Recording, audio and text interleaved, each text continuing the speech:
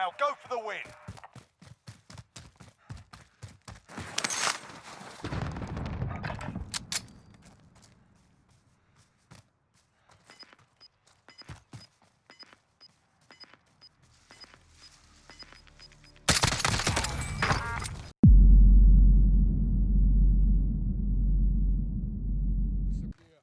Hey guys, Major Cade here, and I got some pressing intel for you. But before we begin, I do want to let you know that the Double Tap Show goes live on Twitch every Monday, Wednesday, and Friday at 1 p.m. Eastern Standard Time. Link in the description below. I also post new content to this channel every week, so make sure to hit the subscribe button and turn your notifications on to stay up to date when new intel goes live. Now with that out of the way, let's debrief.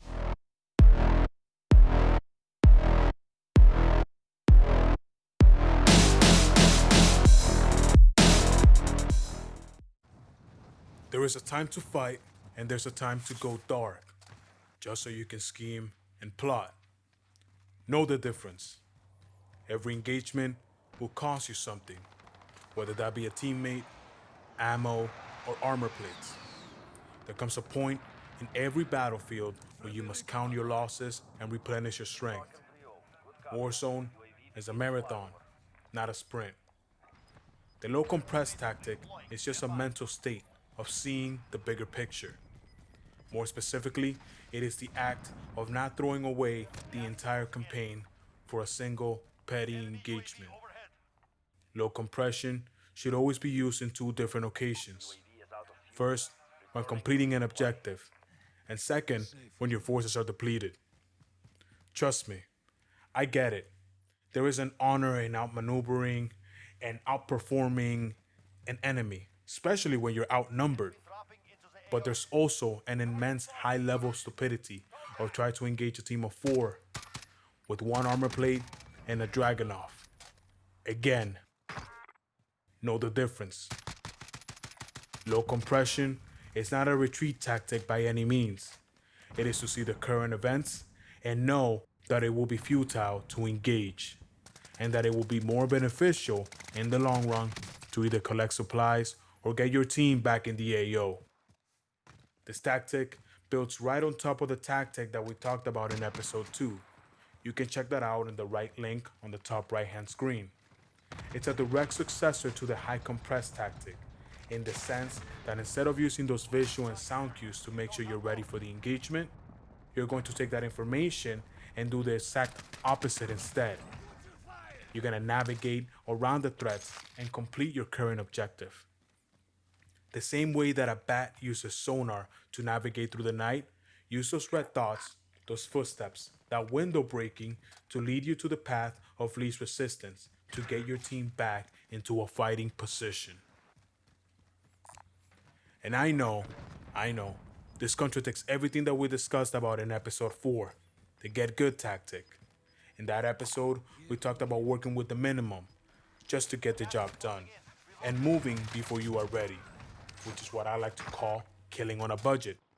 But to distinguish the two, here are some rule of thumbs. Number 1, if you do not have a good weapon, or if you do not have the right weapon for the engagement. Number 2, if you do not have armor plates. Number 3, if you're outnumbered in a more than 2-to-1 ratio. 4, if the opposite team has a position of power. Number 5, if conditions are not optimal, like the circle closing or the enemies using a vehicle. The bottom line is, sorry Bobby, you're not Rambo. You can't defeat a whole team with your little growl. Some of these are fatal. Sometimes they stack up, and it's better to get your team back than to go in solo.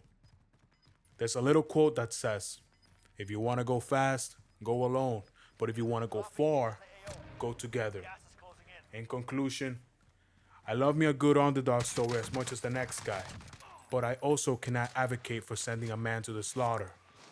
And the one that I want you to pay the most attention to, that will be number 3. And that is being outnumbered in a more than 2-to-1 ratio. That is a situation that is extremely difficult to overcome and will usually expel death. I strongly advise against it, unless you're Major Cade.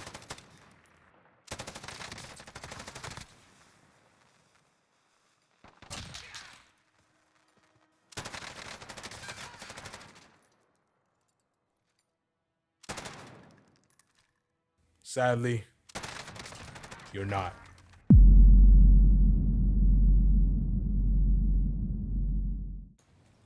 Just came out of the gulag. You know, you gotta use the hand over fist gunfight technique. As I land on the building, I hear footsteps. And the enemy coughs due to the circle closing in. It would be a perfect place to go into high compression and expect that gunfight. But I have no weapons, so low compression it is. Get my loadout, get the kill, cop the win. This is a perfect example of the fourth rule, where the enemy obviously has a position of power. Enemy cluster strike incoming. Take cover. Now, that airstrike does complicate things. They were able to take on my teammate with only one shot. Instead of prioritizing the kill, it would be smarter to get him back in the fight. And their location is still unknown, and they are packing some serious firepower.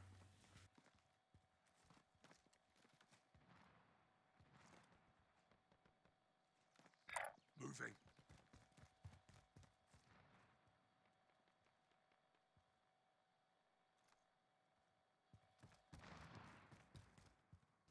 But, not so lucky for them, I can take the heat. Fucking hell. Bounty target is down. Sit rep, this team has the high ground.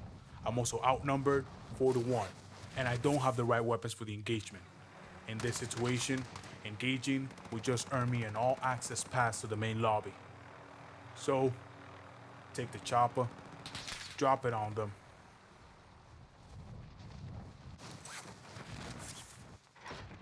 Get some weapons, just in case.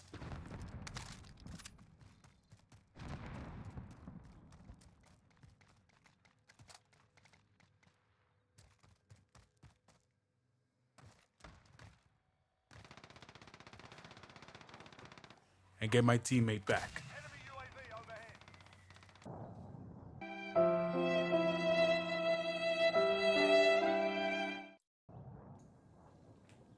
This is rough. I mean, this is one of those examples where those rules that I told you about in the beginning start to stack up. That enemy has the high ground, and even though I show you how to counter that in last week's episode, at this range, this PP Bison might as well be a water gun. I'm also outnumbered. The only thing I could think of is to go into high compression. Get my loadout, Counter UAV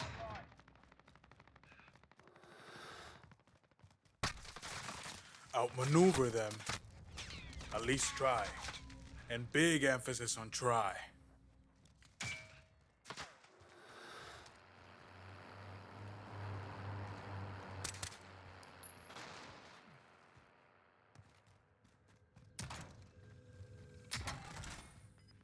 And then try to get my teammate back. Now, with eyes in the skies, it'll be a perfect time to re-engage.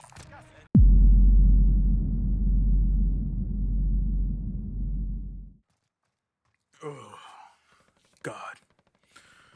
I know it sounds cliche, but live to fight another day. But we need to get something straight. Avoiding the engagement and willingly retreating are not the same thing. You should be able to switch between low compression and high compression at the blink of an eye. That is the level of fluidity that the tactics and strategies afford you. The ability to formulate a plan, follow the plan to the T, expect the plan to go off the rails, and then improvise. If the enemy's got a visual on you, you might have to engage. The possibilities of outmaneuvering them slim down. But remember that there is a point of no return. There's a point where you have to fight. A sliver of time where that enemy becomes unavoidable. Low compression during a time like this will equal to you getting shot in the back. Completing that contract or reviving your teammate will mean nothing if you die in the process. But if you're gonna die fighting. Updated. Make sure you take at least one of them with you, just out of spite. And when you get to the bottom of the pit, right there in the gulag, use the hand over fist gunfight technique.